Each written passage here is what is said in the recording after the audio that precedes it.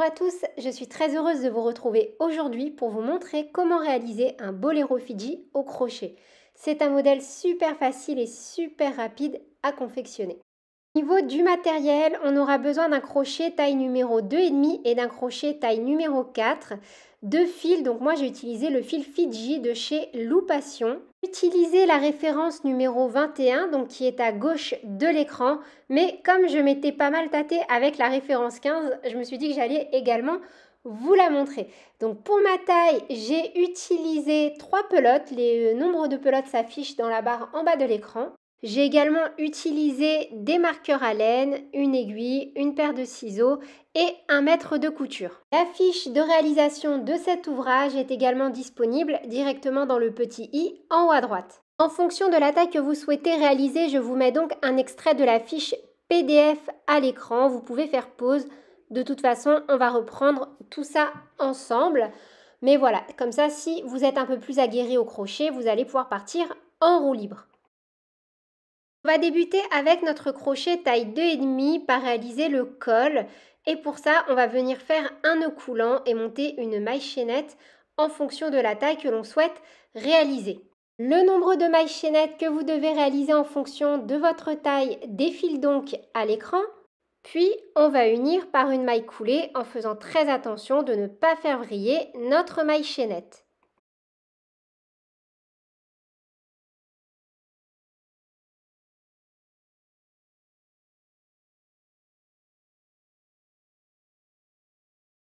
On viendra ensuite travailler en top-down, mais pour l'instant, on va simplement venir changer de crochet. Et là, jusqu'à la fin de l'ouvrage, on utilisera seulement le crochet taille numéro 4. Donc directement dans cette configuration, on fait une maille en l'air et dans la première maille, là on a uni par la maille coulée, c'est bien la première maille, on vient faire une première maille serrée que l'on va venir marquer avec un petit marqueur.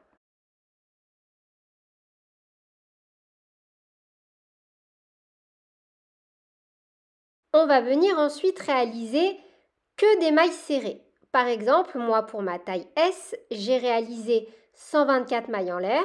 Donc, je vais venir faire 124 mailles serrées.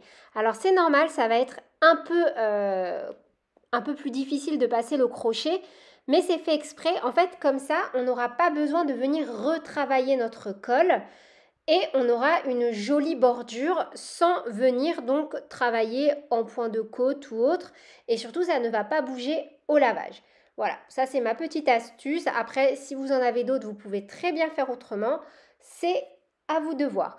Donc, si par exemple vous avez monté comme moi 124 mailles en l'air, vous venez travailler 124 mailles serrées.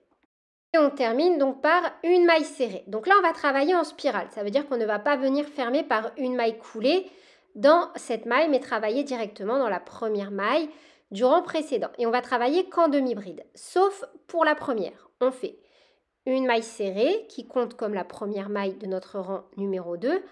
On déplace notre marqueur pour être sûr à chaque fois de ne pas se tromper et à chaque fois de bien repérer la première maille de chaque rang.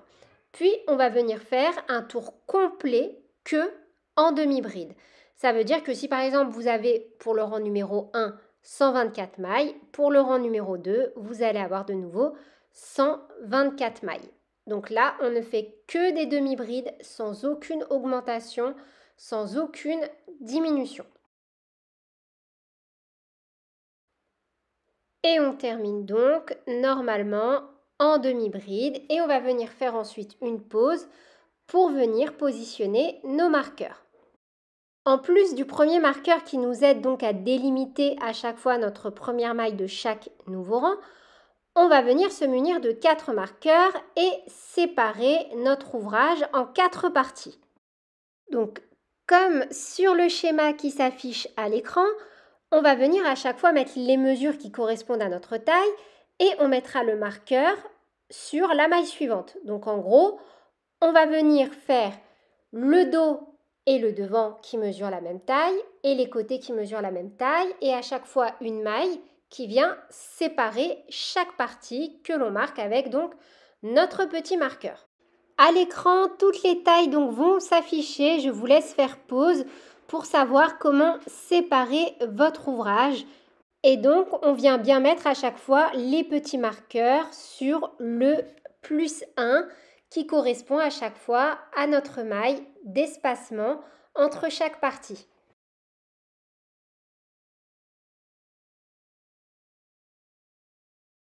Une fois que l'on a divisé notre ouvrage, voilà à peu près la configuration que vous devez avoir. Donc on a nos côtés, notre devant, notre derrière. À partir de maintenant, on va venir travailler au point de grille. On débute le rang avec une bride et on vient repositionner notre marqueur tout de suite car il s'agit de la première maille de notre rang. Et on va donc alterner. Une bride, une maille en l'air, on saute une maille, une bride, une maille en l'air, on saute une maille. Et on va faire ça jusqu'à arriver à notre premier marqueur.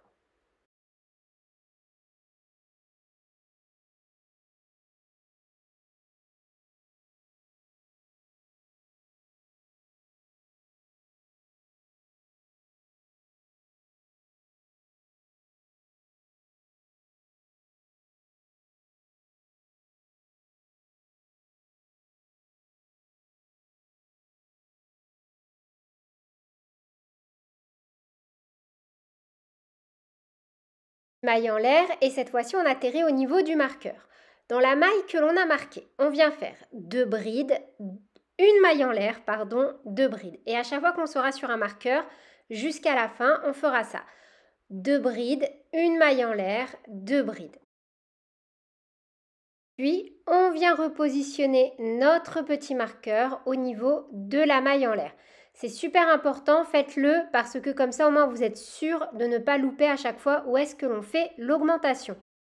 Prends directement avec une bride, directement dans la première maille qui se présente à nous, puis une maille en l'air, on saute une maille, une bride, on repart sur le motif. Après chaque angle, chaque augmentation, on repartira directement avec une bride pour, avant d'arriver à notre prochain angle, arriver en faisant une maille en l'air et reprendre au niveau de l'angle, donc par deux brides, une maille en l'air, deux brides et venir repositionner notre petit marqueur au niveau de la maille en l'air. Et en fait, à chaque fois, on fera la même chose sur chaque tour, chaque nouveau rang, jusqu'à obtenir la hauteur que l'on souhaite. Donc là, on repart directement avec une bride dans la première maille qui se présente à nous, une maille en l'air, on saute une maille, une bride, et on fait ça sur tout le tour. Donc là, on arrive à la fin, on termine par une maille en l'air, on saute une maille, on atterrit là où on a notre marqueur et on fait directement une bride parce que on crochette en spirale. On vient donc remettre notre petit marqueur sur la première maille de notre nouveau rang et on va refaire exactement la même chose que le rang numéro 2 en fonction de la taille que l'on souhaite réaliser. Donc là, ça va être un peu plus facile. Une maille en l'air, on pique sur la bride du rang précédent, etc., etc. Et à chaque fois, arrivé dans l'angle, on va refaire la même chose. Deux brides, une maille en l'air, deux brides. Et on débutera à chaque fois par une bride directement et on reprendra notre motif. Une bride, une maille en l'air, une bride, une maille en l'air. Donc là, arrivé à notre petit angle, on fait bien une maille en l'air, puis on pique directement dans l'angle et on refait deux brides, une maille en l'air, deux brides. Vous allez voir, votre pull boléro, il va monter vraiment tout seul. Pensez bien également à chaque fois à revenir positionner votre petit marqueur au niveau de la maille en l'air. Comme ça, à chaque fois, vous ne vous poserez aucune question à savoir où venir réaliser l'augmentation dans chaque angle. Et on repart donc directement avec une bride dans la première bride. Alors faites bien attention, là on a un groupe de 3 brides, on pique bien dans la première. Une maille en l'air, on saute une maille, on pique dans la suivante, une bride et on est reparti sur notre motif. Donc vous allez réaliser ce motif jusqu'à obtenir la taille que vous souhaitez, la taille qui va s'afficher à l'écran et cette fois-ci en centimètres.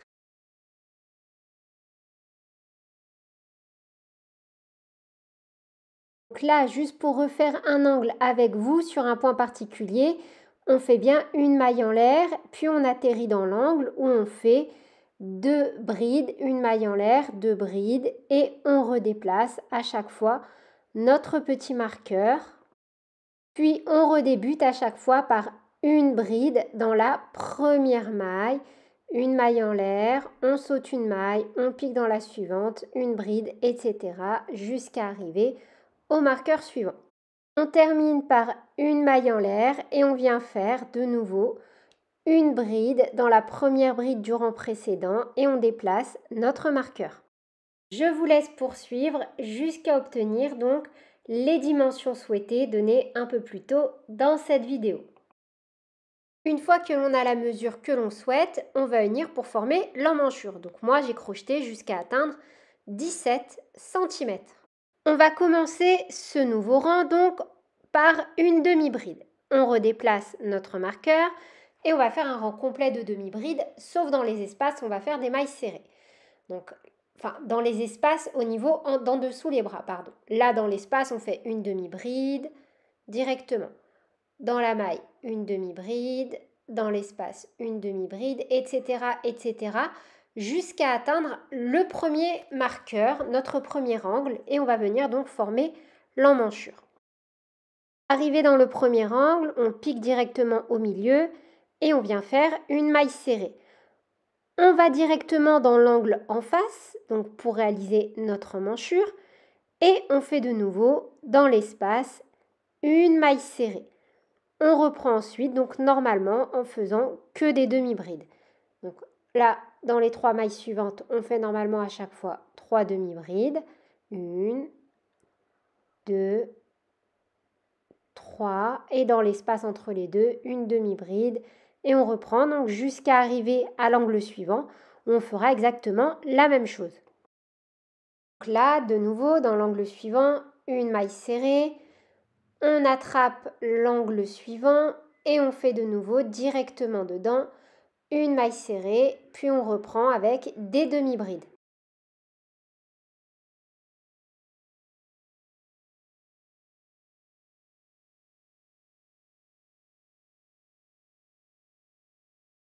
Arrivé à la fin de notre rang, on va enchaîner avec que des mailles serrées. Donc dans la première maille du rang précédent, on vient faire directement une maille serrée et on va faire une maille serrée dans chaque maille qui se présente à nous sur tout le rang.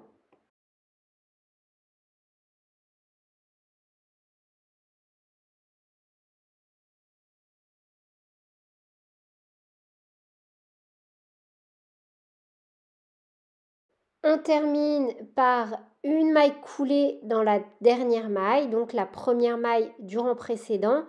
On vient faire une maille coulée et on va tirer sur notre fil et ramener la boucle à l'arrière. On fait ensuite une maille en l'air et on vient couper notre fil. On va passer à la réalisation des manches. À ce stade, voilà le résultat. Moi, j'ai déjà réalisé une manche et on va venir réaliser la deuxième ensemble. Vous voyez, le fait d'avoir utilisé un crochet taille 2,5, ça nous donne vraiment un col joli et très régulier. Moi, j'aime beaucoup ce genre de technique. On va venir se repositionner donc au niveau de nos angles et on va les passer. Donc, on a un angle, 2 angles et on va venir se repositionner sur la bride juste avant. Comme ça, au moins, on est sûr de faire tous la même chose. Donc, on se repositionne au niveau de la bride juste avant nos 2 angles et on va venir rattacher notre fil.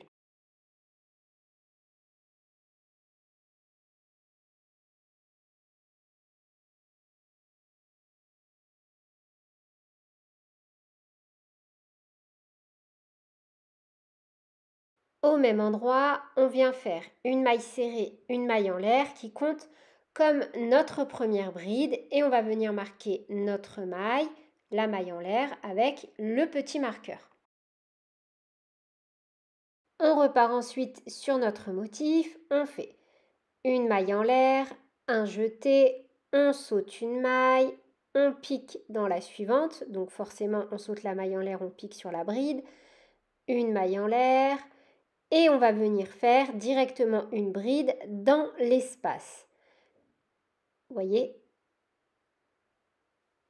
Et puis ensuite on arrive à nos 2 mailles serrées, 1 et 2. On fait une maille en l'air pour les sauter, un jeté et on va venir faire directement dans l'espace de nouveau une bride. On va venir et juste pour ce tour, donc faire une maille en l'air et cette fois on va sauter 2 brides. 1, 2 et on va piquer dans la troisième. Et on fait une bride. Puis on va repartir sur notre motif normalement. Vous voyez? Comme ça, c'est vraiment super propre et on retombe sur notre motif. Donc une maille en l'air, une bride, une maille en l'air, une bride, toujours dans la continuité de notre motif.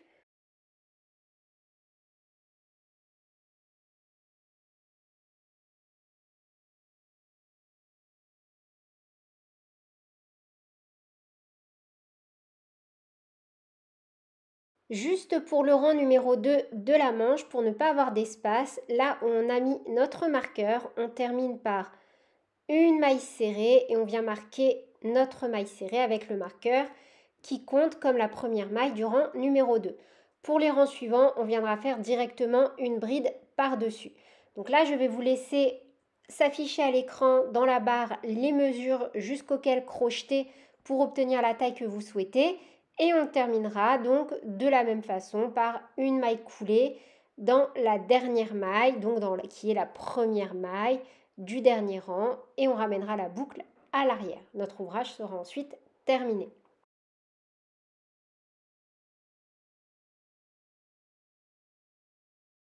Voilà le résultat une fois nos 2 manches terminées. J'espère que cette vidéo vous aura plu.